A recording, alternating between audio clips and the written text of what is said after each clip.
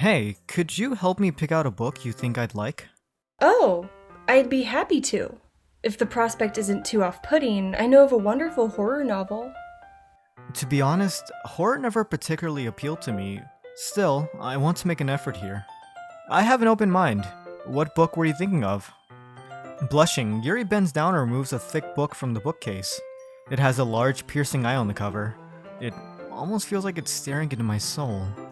One of my personal favorites, Portrait of Markov. I know it might look intimidating, but... sorry. Don't worry about it. I'd love to check it out. What's it about? A coy smile plays across her face, as though she was pleasantly surprised by my enthusiasm. Let's see. The protagonist is a young high school student who moves in with her sister. But shortly after, sinister things start happening.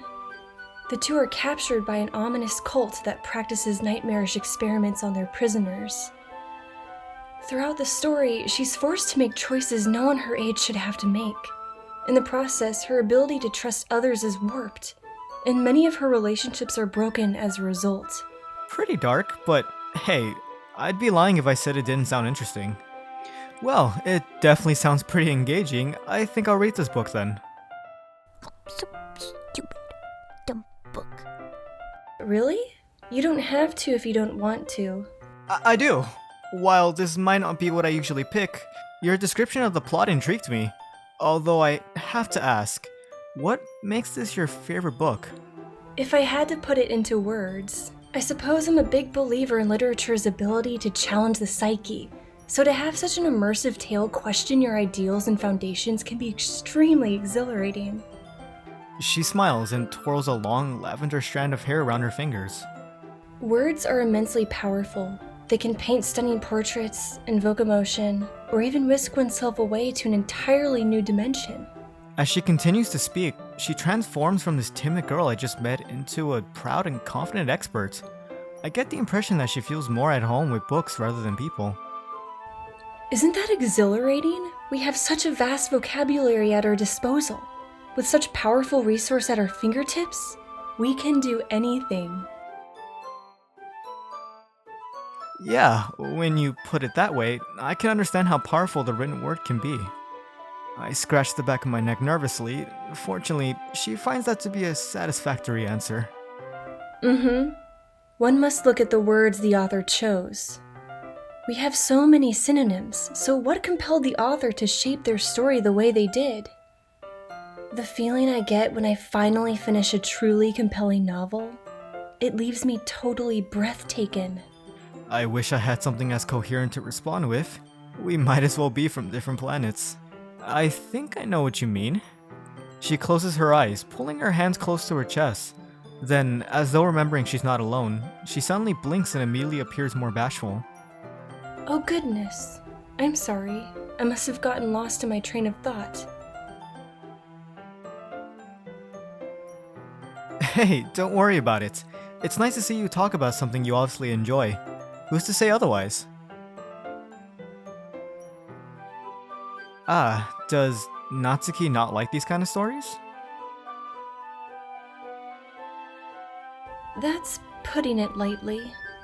We have our differences in what we enjoy, literature-wise.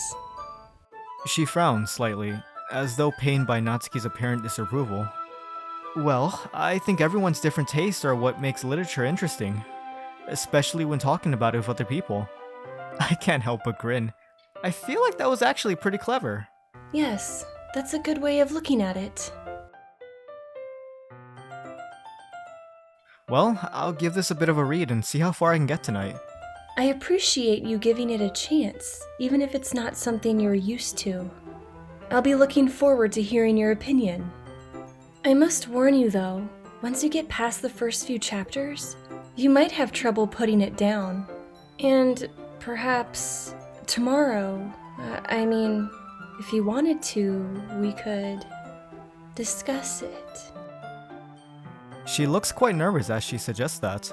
I guess that's just how her personality is. Yeah, we can do that tomorrow. Thanks for the recommendation, Yuri. I do need to branch out and try new things. This will be a great place to start. I'm grateful that I get to read it on my own, at least for now. I honestly have no idea if I'll even like it. And if I were reading it with her and decided I didn't, that might make things a little awkward. With the book in hand, I make my way to a desk. The others are all now preoccupied, so this seems like a convenient time to start the story. It's definitely an unusual book. Horror was never really my thing, but I have to admit that the main idea is intriguing, and the main characters are written well. The more I read, the more I can see why it appeals to Yuri. All that talk about appreciating sophisticated language, while it's not exactly my kind of story, to their credit, the author does a good job building up the rather bleak situation. I've never been particularly imaginative, but even I can picture the scenes in my head. If I weren't so tired, I could probably engage with it more. Over time, I can't help but grow a little bored though. I guess I've read enough to be able to discuss it with Yuri tomorrow, so I decided to call it there. Looking up, I spot Sayori reading something. Might as well see what she's up to. I probably read this for long enough. Standing up with a stretch, I make my way over there, take a seat next to her.